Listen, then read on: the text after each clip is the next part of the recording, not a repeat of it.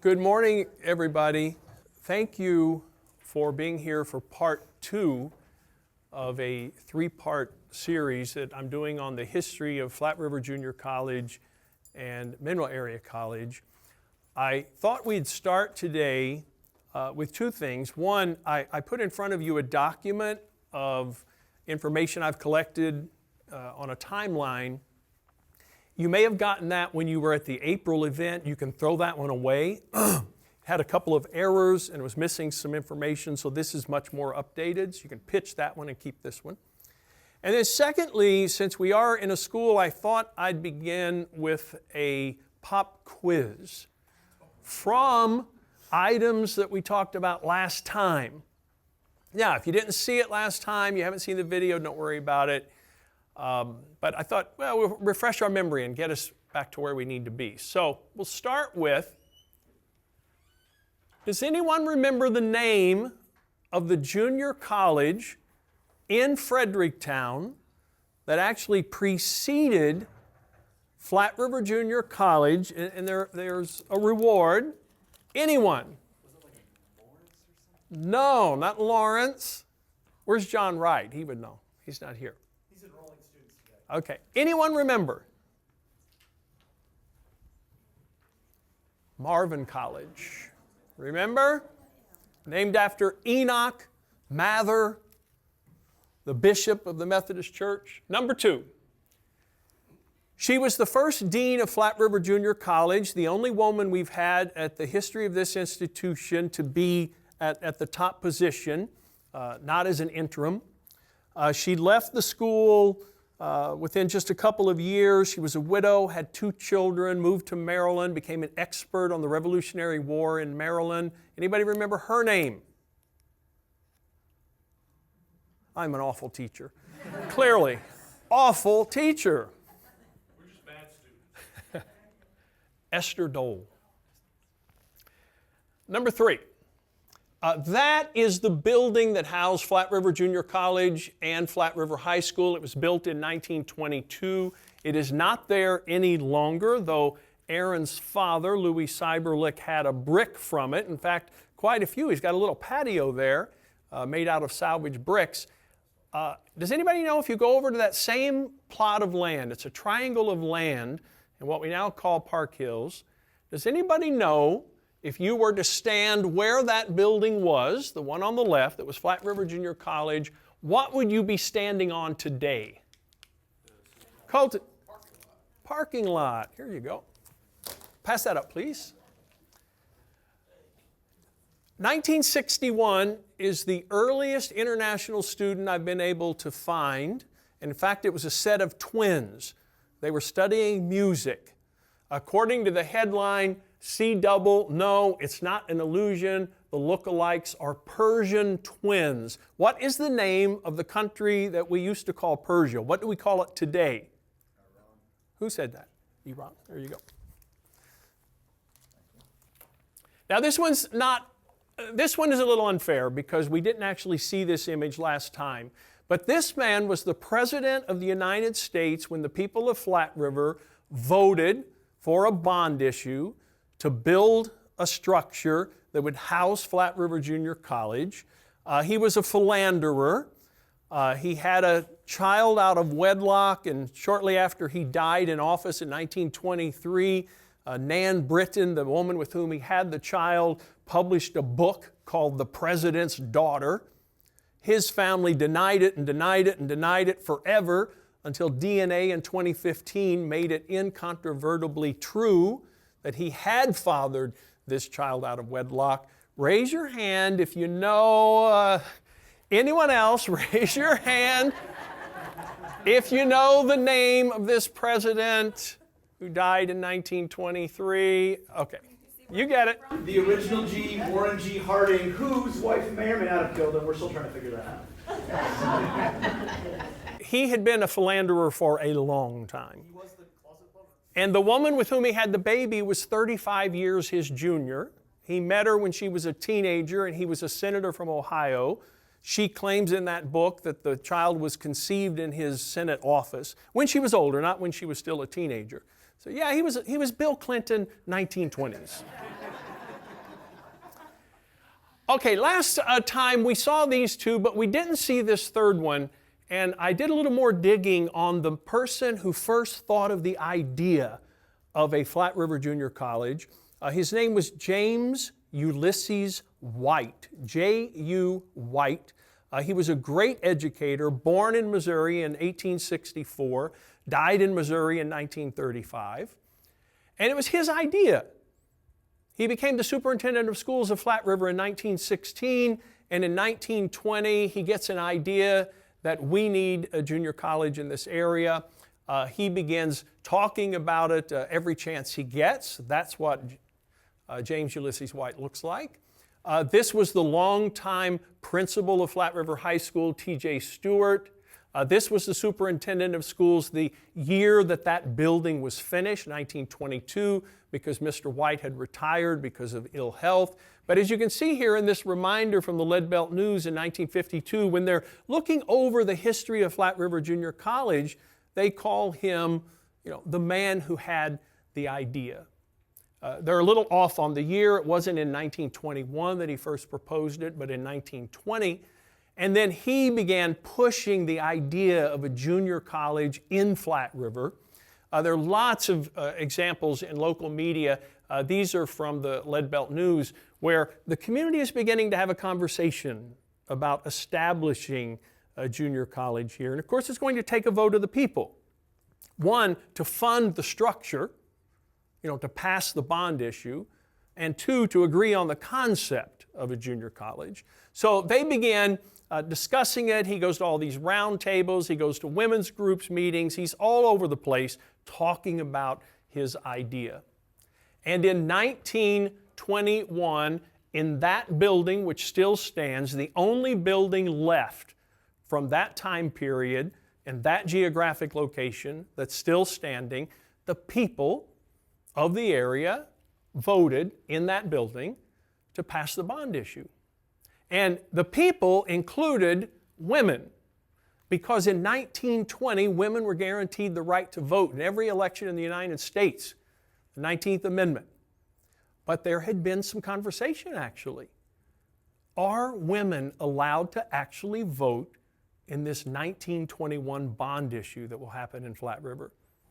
The superintendent of Flat River Schools takes it to the state superintendent of schools.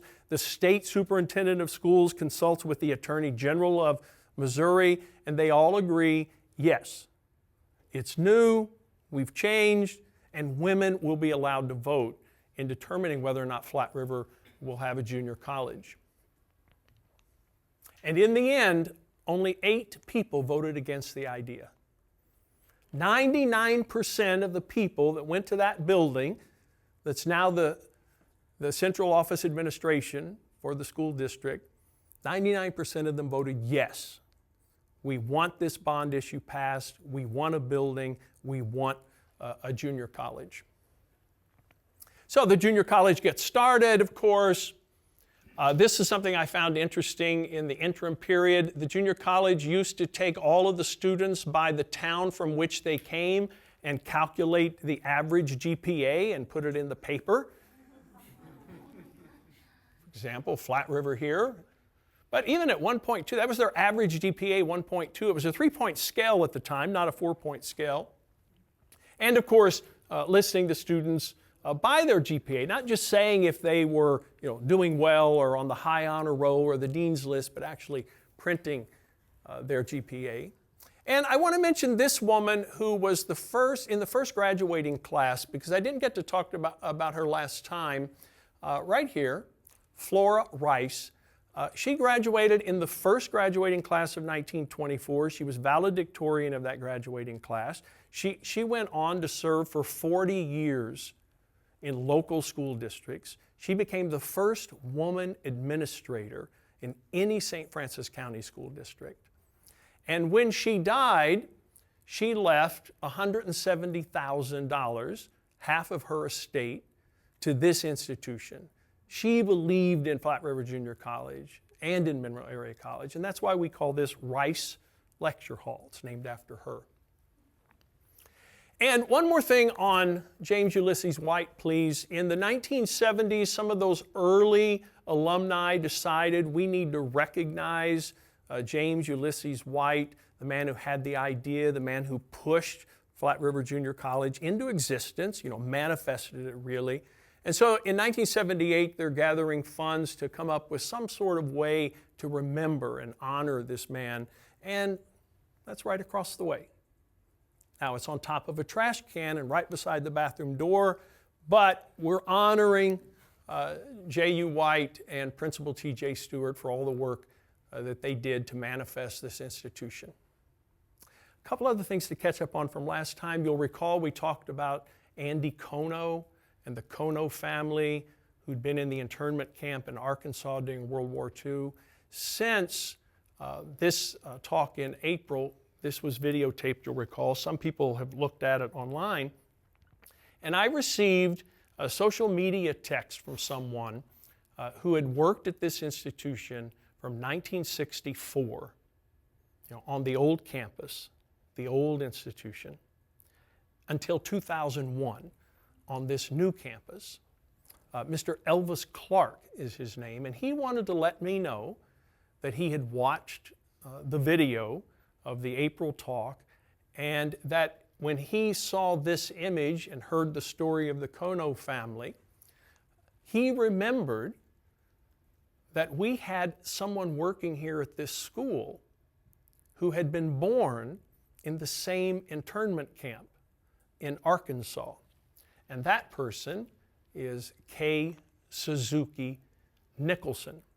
Like the Kono family, her family had been rounded up in California, brought into the interior of the country, put in an internment camp in southeast Arkansas, and that's where she was born. So not only did we have the Kono family and Andy Kono, a student at Flat River Junior College in the 1950s, but we also had an employee here in this school who worked at this institution for 24 years, became the chair of allied health at this school, and she had been born in that facility.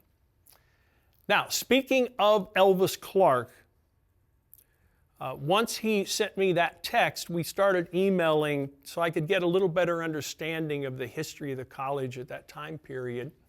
That's what he looked like in 1969.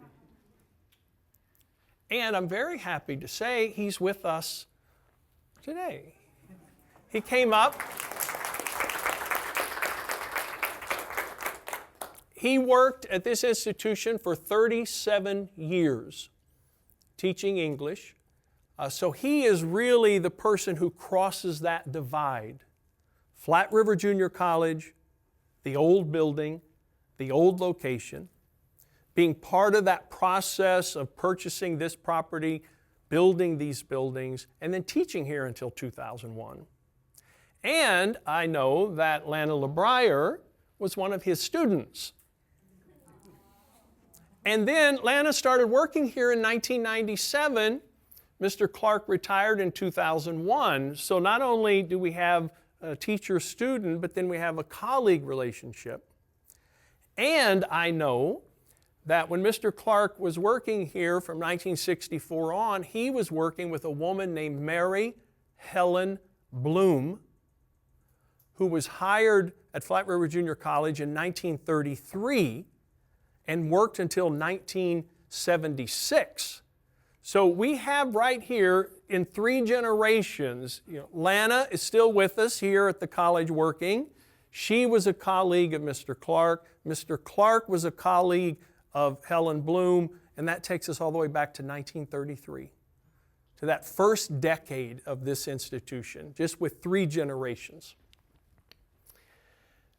Now, also, since last time we were together in April, I've done a lot of research into World War II. And the reason for that is, and it's similar to this from Mr. Cyberlick, a community member who's also one of our colleagues, aware of what I was doing, Dr. Zaromsky found this little booklet at Forever Antiques between here and Farmington. He was in there with his wife, and he asked him, do you happen to have any Flat River Junior College, Monroe Area College history? They pointed him to a certain bin. He started looking through it, and he found this. 1947. World War II ended in 1945. We were very much involved in this community in World War II because it was a complete national effort to defeat the Nazis and to defeat the Imperial Japanese. And what this is, Flat River Junior College kept track of every student who was involved in military service during the Second World War. There were almost 500 of them. And Flat River Junior College kept track of every Flat River Junior College student who died in World War II. There were 22 of them. And this booklet is a commemoration of those 22. Their photograph, a bio. In 1947, the college had an event over on the campus for the families of these Gold Star alumni who had passed in World War II. So that, from Dr. Zaromsky, opened up a whole new area for me to look in. So I want to talk just briefly about World War II and Flat River Junior College. It was an all-out effort, as you can see from these images. We can debate war policy and foreign policy, and some of our wars were really big mistakes, but we can't debate World War II. We had no option. World War II had to be fought. And these young men that we'll talk about, and there were about 30 young women too from the area who went to fight Nazis and to fight the Imperial Japanese, really saved human civilization. I mean, this was a unique manifestation of evil in the center of Europe. And these young men from the farms around here and the rural areas and from Flat River and Farmington went off and defeated that manifestation. Once the war was over, you can see here the Lead Belt News. This is the front page of the Victory in Europe edition. Of course, the Germans surrendered in May of 1945, but we still had the Japanese Pacific Theater to fight. That wouldn't end until August of 1945. But in May of 45, with the Nazis surrendered here in this community, you had a celebration that the war is over in Europe, that the Nazis have been defeated. And you also had a commemoration. This is a listing of St. Francis County men who died in the Second World War. You also had in that same newspaper a lot of towns and localities and community organizations were listing their honor roll of people who were part of their institution, who had gone off and fought in the war effort. And here's the list that Flat River Junior College had kept. Almost 500 names of former Flat River Junior College students who had joined the war effort. There was a reminder also in this paper that while we have defeated the Nazis, we had to keep in mind that the war is not over. There's another enemy who needs to be defeated. So we still need to buy bonds. We still need to recycle. We still need to join the military effort. And eventually, 3 months later, the Japanese did surrender when the atomic weapon was dropped on Hiroshima and Nagasaki in August of 1945. And that surrender brought a sigh of relief internationally, nationally, and in our local community. Here you can see the mayor of Flat River is proclaiming a celebration day, an event, a parade, all to mark the end of the war. 500 students were involved in the war effort. That booklet was put together in 1947. At the end of that event, the families of the war dead from Flat River Junior College gathered for a photograph. They had a minister from a Presbyterian church in St. Louis who gave a beautiful speech. It was the week after Easter. It was about resurrection and the fact that we're not really gone forever. These are the dead from Flat River Junior College. 22, ages 20 to 35. 7 of them had children they left behind. 1 had 4 children left behind. They came from all of our local communities. And this next picture, I think, illustrates very well how involved this area was during World War II. This photo was from the 1939 yearbook. The war broke out in Europe in September 1939. This photo would have been taken in February, March, April, something, 1939. This is the Glee Club, the men's Glee Club at Flat River Junior College. Every single young man with a star will end up in the military within the next couple of years. The U.S. enters the war in 1941. These two young men in this photograph will not survive the Second World War. These two young men, Lionel Tetley and Earl Black, here you can see their registration card for the war effort, living in Bonne Terre. The one was born in Farmington. Mr. Black dies at Iwo Jima in 1945.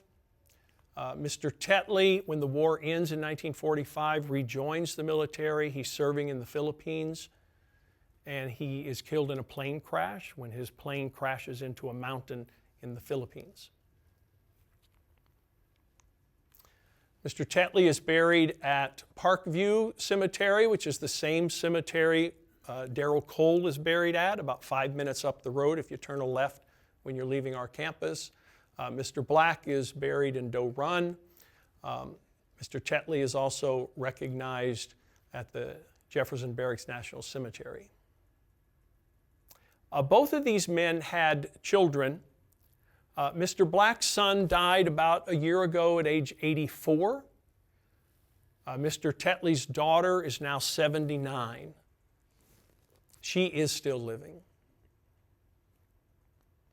And these are the young men from Flat River Junior College who did not return from the war. Herman Baker left behind an 11-month-old.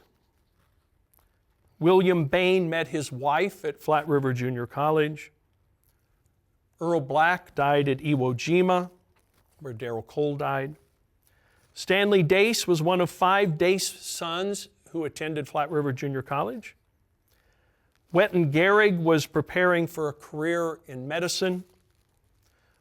Carlton Hiley died when his plane crashed over Germany. Harold Henry had 17 flying missions over France and Germany, and his plane was shot down over France in 1944. Normal Henson died at the Battle of the Bulge in 1945. Russell Hill was lost in the Pacific. Pleasant Keith wanted to be a commercial artist. Eugene Nauer's plane disappeared in the Pacific in 1942. Bailey Lynch died in a plane training accident in Virginia. Andrew died 2 weeks before his 22nd birthday, Andrew Matthews. His brother, Lyman Matthews, had a daughter born 5 months after he died. James Morris died in a plane crash off the coast of Florida in training.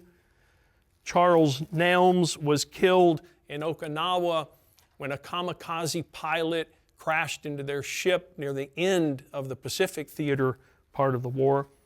William Rice entered France on his 34th birthday and was killed 9 days later. Norman Rigdon died while crossing the English Channel when the Germans shot his boat out of the water on Christmas Day, 1944. Little Shoemake, B-17, was shot down over Berlin in May of 1944. Robert Strausser was one of several in his family to attend Flat River Junior College. Lionel Tetley died in the Philippines in 1946. And the last young man, Willard Watson's plane crashed in France in September of 1944. All of these images were taken from this 1947 booklet that Dr. Zaromsky just happened to find and bring to me. So if you find anything out there, when you're at these antique places, ask, do you have any Flat River Junior College, Mineral Area College memorabilia? And if they do, and it's cheap, bring it in. Thank you, Dr. Zaromsky. I think you'll know that book really moved me because this was a clear fight for human survival, the Second World War. And these young men, I'm sure, did not understand it all. They may not have been able to find the specific locations on a map even. They're young men. But their country called, or they volunteered, and they went into the service, and 22 of them did not come back. And I was very moved by the fact that you found that, brought it to me, and by their stories. So thank you. So the war ends in 1945. And a nation is completely reconstructed at the end of a war, whether that war is fought on their territory or not. This war, thankfully, was not fought on our territory, but it still calls for a reconstruction of a nation. And that begins in many ways. And the way that's most pertinent to us happens in 1947. The President of the United States, the only president ever from Missouri, Harry Truman, calls for a commission on higher education and how we are going to address all of these returning veterans who had gaps in their education and want to come back into the educational process. But they're not 18, 19, 20, or 21 anymore for the most part. We already have junior colleges that are existing in the United States. They have been since the 1890s, ours since 1922. In this Higher Education for American Democracy report, the Truman administration says we have to reimagine all of these junior colleges. We need to turn these junior colleges into community colleges. That's when you begin to see that evolutionary transformation from a junior college to a community college, a college that welcomes everyone from the community onto its campus, no matter what it is they want to study, what kind of training they need. So this is the beginning of that whole process. It'll take about 20 years for Flat River Junior College to become Mineral Area Community College, but the process goes way back into the 1940s. This is an article that was published in Toronto, Canada, about what the Americans are doing and how they're transforming this junior college system into a community college system. And right here in this local area, the college in 1951, Flat River Junior College, begins to offer evening classes. That was the distinction. If you went to school during the day, if you were 18, 19, 20 years old, you were in the junior college. If you went to school in the evening on the campus, and you were older than that, a non-traditional student, you were part of the community college. And early in that process of breaking away and evolving into the community college we are now, you had two distinct institutions being operated on the campus. You had lots of advertisement going out in this local area to let people know everyone's now welcome here. Whatever it is you want to study, come to the community college. And it was a distinct institution by name and by mission. Here are some more. 1951, 1951, 1952, community college, the community college, the community college. Now, we are mirroring what's happening all over the United States. Here's another example. Community college. This is from the yearbook in 1954. The community college is a branch of Flat River Junior College, according to this 1952 article. The Flat River Community College, it was even called. The idea of a community college or junior college also is expanding. In 1958, we had some folks from St. Louis come down, meet with all of the leadership team at Flat River Junior College about how to start a community college in St. Louis, in the county. And what happens here with us is three big things come together in 1964 and 1965, that time period, early 60s. One, Missouri legislature passes what's called a Junior College Enabling Act, which allows junior college districts to be organized. Two, Missouri is going through a reorganization of all of its school systems. You see the R, right? Stands for reorganized. Smaller community schools are closing down, like Esther. It's going to become part of the Flat River school system. You're going to have more students coming in, and Flat River School District recognizes we're not going to have enough space in this building. So you begin to have these conversations about maybe we need to eliminate Flat River Junior College as being part of a locality, Flat River, and make it a broader district-wide institution. So that conversation begins happening in 1964. People begin discussing, do we need an actual mineral area junior college instead of a Flat River Junior College? In fact, this is the first time I ever saw Mineral Area Junior College mentioned in the press by that name. So even before that April 1965 vote that creates our district, you're beginning to have people in the mind referencing a Mineral Area Junior College as distinct from the Flat River School District. It goes up to a vote of the people in April of 1965, and the people of this area by 70%, a whopping 70%. I suspect today we couldn't get 70% of people to agree that the sky is blue. But in 1965, 70% of the people said, yes, we want the Junior College District of Mineral Area, which is the official name of our college district, a legal entity. Immediately, the college also begins to look for a new name. What should it be called? If it's going to be a regional college district, it can't be specific to a town, Flat River Junior College. So they began asking the community for input about what sort of name would work. And in October the 7th of 1965, 60 years ago this coming October, the Board of Trustees that was also elected in that April 1965 election meet in Fredericktown, and they vote officially to adopt the name Mineral Area College.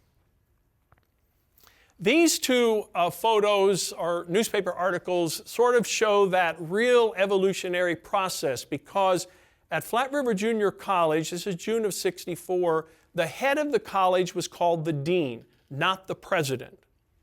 The last dean of Flat River Junior College, and when Mineral Area College is created, you become the prexy, the president of the college. And Westover was our first president.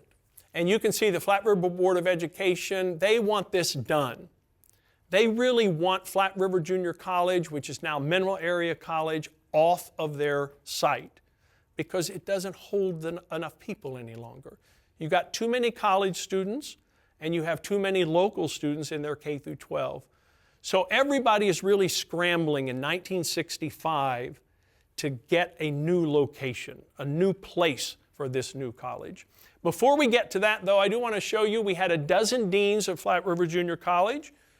Here they are, listed here by name, and those with an arrow are also listed by photograph. I spoke to Dr. Gilgore about maybe somehow creating a plaque with all of these names and dates so we can remember them. Immediately, this new Board of Trustees, which I have so much respect for because they were creating something new and a lot was on their shoulders, and they did a wonderful job in the 60s and 70s in doing this.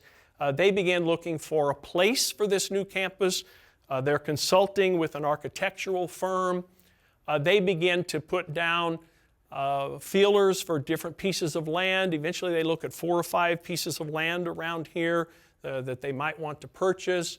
And the fact that you have a new highway coming in, Highway 67, is very much part of the reason they start centralizing their location around the place where we now are. Because they recognize you need to have a good corridor of travel in order to get as many people as conveniently as possible on the campus. And this new Highway 67, that at this point is only a couple of years old, would be a perfect location. Speaking of Highway 67, it was really interesting watching the process whereby 67 is constructed. This 1957 Lead Belt News is simply saying, hey, all you people, we're going to take some of your land. You know, eminent domain. We're going to have to buy some land in order to build this highway. This 1963 article is talking about the continued construction, and in 1965 you finally have this new Highway 67 that we all use regularly. And what I found interesting about this article, it's a daily journal, and you'll notice that they're putting in some traffic signs, and the reason is the locals just don't quite get that it's no longer a small town farming community. And they're not using their blinkers. And according to this article, there are people from St. Louis driving 70 miles an hour, and unless you let them know, using your blinker, that you might be heading to Farmington, you might be causing an accident.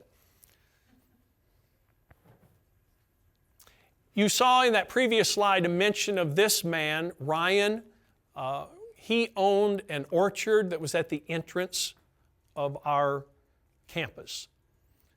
It had been first owned by Mr. Longnecker. He then sold it here to Paul Ryan. You can see in this 1964 topographical that we have an orchard right here at the entrance of what is now our campus. So eventually they have to find 6 people who own some of the land that we're now on, and they have to cobble together those 6 pieces of land in order to form this 226-acre campus. The community, again, has to decide whether or not they're going to fund the purchase of the campus and the construction of the buildings, including the building that we are now in. That was an artist rendering. We are in the lecture hall that originally would have seated 300 people. This goes before the community. It's $28 million in today's money. So this is a big bond that the community is being asked to pass. And the good news is the community supports the bond by 80%. Overwhelming support for this sum of money that will be used to purchase the land and construct the buildings we currently use. The trustees then immediately authorize the purchase of these pieces of land. Bids go out for the construction of these original 4 buildings that are on our campus.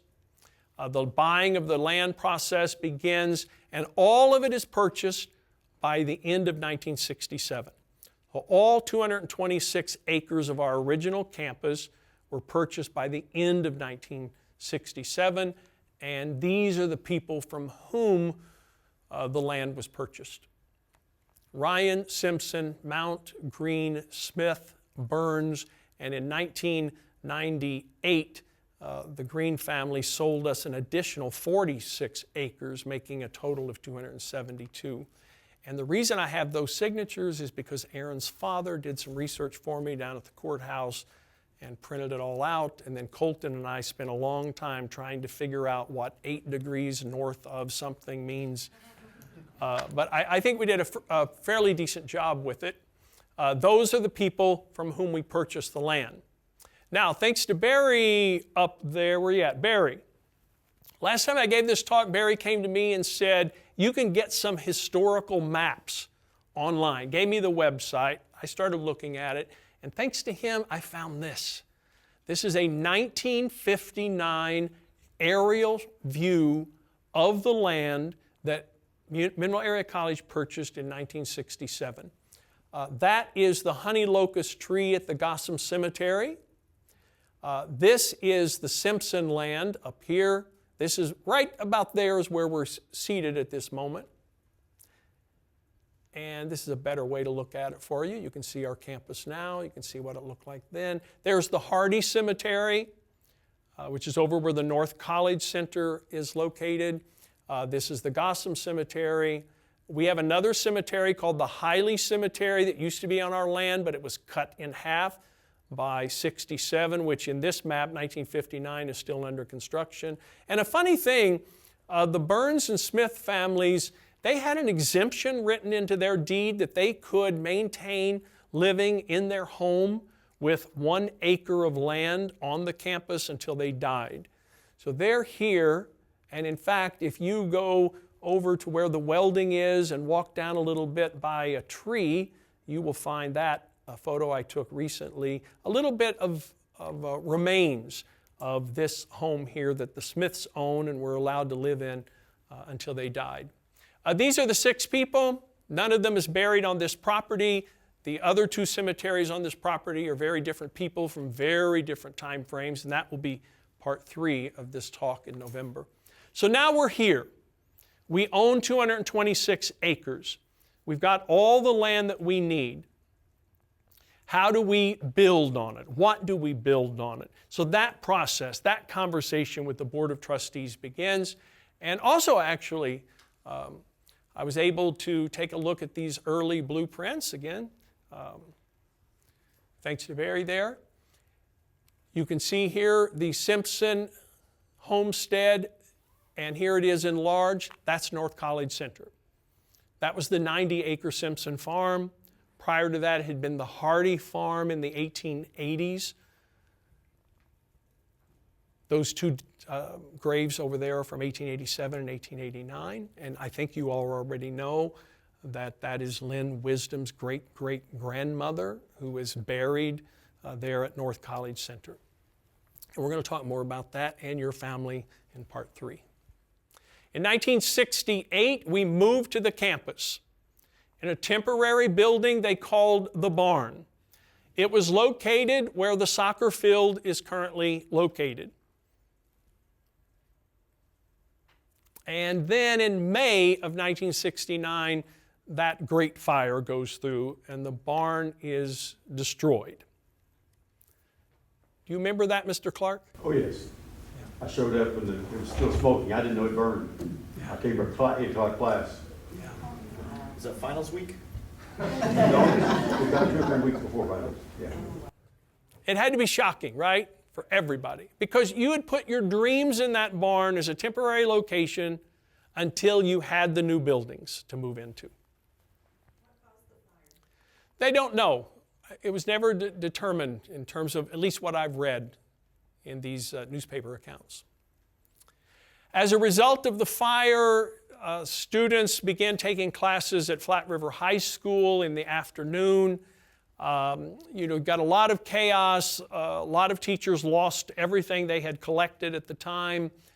A lot of records were destroyed, although most of the important records were held in fireproof boxes. This next piece is a gem, I think. Catherine found this.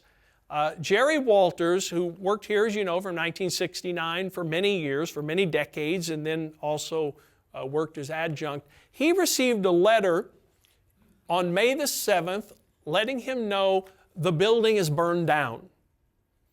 He was under consideration for employment here. They're letting him know this building no longer exists, so we're going through a turmoil. Jerry Walters was away on vacation at the time and did not receive that letter. He then showed up at this campus with his wife, with his mother, with his mother-in-law to show them this new campus where he will begin teaching in the fall. And as he says here, when we arrived, I was shocked to see the college building had burned to the ground and nobody told me. He received this letter from Dean Leet a week or so later in which the dean is paying him reimbursement for his travel expenses. And the dean writes, "I'm sorry that the check, is a little singed." While the business office had been able to protect a lot of their documents in fireproof boxes, obviously that particular checkbook got a little singed. In February of 1970, the first official act of business was done on this campus in this building. And Mr. Clark back there was at that event. There he is. What had happened was Flat River Junior College lost its accreditation, its North Central accreditation, which it had held for 25 years. It lost it in 1951. So from 1951 until 1971, this institution did not have North Central accreditation, now Higher Learning Commission. It still had University of Missouri Columbia accreditation, but not North Central, until this group of individuals meeting here for the first official act of business on this campus. They're putting together and finalizing this self-study. May 1970. This is the document Mr. Clark and these other people in this photo put together in order to get our accreditation back, which did happen, fortunately, in 1971. So the college is constructed, the community is thrilled. There's an open house going to be held on campus. The Daily Journal is here taking lots of photographs. And Ryan, you're supposed to remind me at this point what? Yeah, so you can see in the picture on the left side, like the tables and chairs. In the library right now, the legs of the chairs and the tables are the same ones. And back when we had our last big bond issue where we did a lot of the remodeling on campus, in 2013, the tabletops are new. And then they reupholstered the chairs because at the time, in fact, when I started working here, the chairs in the library still had a beautiful 1970s harvest gold kind of mustard color on the chairs. So they reupholstered the chairs to the gray color they are now, but the legs of the tables and chairs are still the same ones. And you can see it now that after you told me that, I can see it every time. So they're very well made. Very well made. Speaking of that color you just referenced, it was everywhere. This is the room we are currently in. And that's actually what this room looked like the first time I was here in 1979 as an 8th grader. I can remember these seats being separate. That looks very much like it still does. This is after they've moved now onto the campus.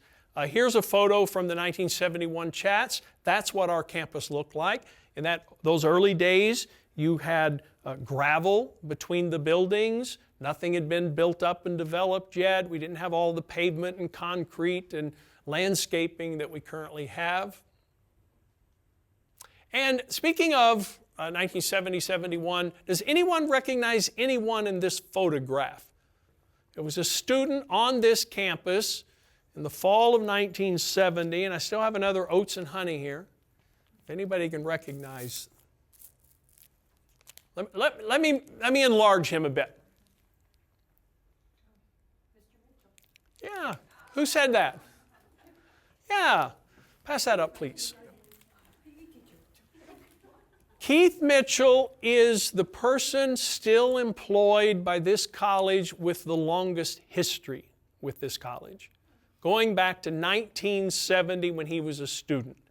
He left, tried to join the military, wasn't able to due to some color blindness issues. He came back in 1973.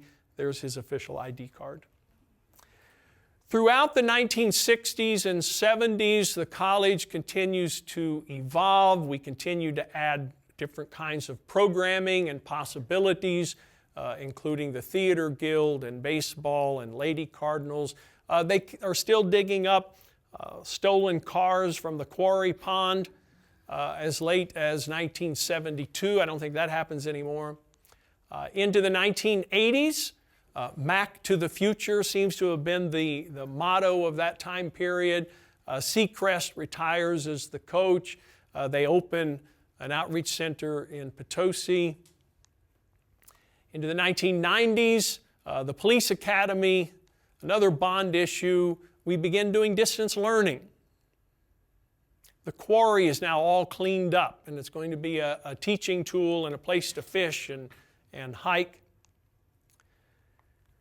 We go on the web, 1996. We get an email address.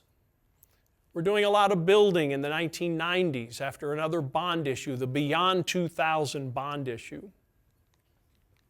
Into the 2000s, presidents come, presidents go, the tourism center arrives, the tourism center goes. We begin constructing a real building down in Fredericktown. We banned smoking in the quadrangle in 2005. We continue to honor people like Gail Simmons, who was a dean at Flat River Junior College, and our other alumni, retirees. And then in 2020, March of 2019, actually, Dr. Gilgore, our current president, is hired, and precisely 1 year to the month, we go through the COVID pandemic. And that brings us to about 2 more minutes of your time. I want to talk a little bit about the land here, and then part 3 will be all about the cemeteries. In 1836, we don't yet have our 114 counties, but we do have a St. Genevieve County that has been culled out of, St. Francis County that was culled out of St. Genevieve. This is our county in 1882. Here's where we are, about right there where that dot is where we're sitting right now. This will become the Hardy property the following year, 1883. This is the Samuel Gossam property. That's the family that has the cemetery up by the ITC building. Here you can see it a little bit better. There's the 80 acres of the Samuel Cornelius Gossam family. Here's the 40 acres of the Andrew Jackson Gentry family. Here's 200 acres of the Hiley family, which is how that cemetery ends up being cut off from what is now our campus when Highway 67 comes through. There's our campus in the early 90s. The Hardy Cemetery is here. The Gossam Cemetery is here. Our property in 2007, there's the Hiley Cemetery across from Highway 67. Here you can see the quarry that, by the way, was dug out so they would have material for building Highway 67. 2017, this is our campus. That is our campus in 1971. You can see that the Fine Arts building more than doubled. You had Allied Health added, the technology wing here. All of this wing right here is new. 2022, the Gossam Cemetery, the Hardy Cemetery. There's what it looks like in 2024. And that's what it looks like now, except I think the solar panels are now up. So friends, we've now looked at Flat River Junior College history, Mineral Area College history. We've seen the process whereby this junior college comes to exist and then evolves into Mineral Area Community College. We've seen how we came to this property, 226 acres originally, all purchased in 1967. Constructed these buildings with February 1970, the first official meeting in this building, and we are very honored to have you here, Mr. Clark, from that time period. The library was the last of the buildings to be constructed. The first 3 came up first, and then the library. And then the question arises, why do we have 2 cemeteries on our campus? And in November, that's what I'll talk about. So I hope you'll be here in November to see that part where we actually look at the cemeteries, who's in them, who they were, where they came from, and what happened to them and their families after some of their members were left behind on this property through death and they moved on. Thank you, everybody.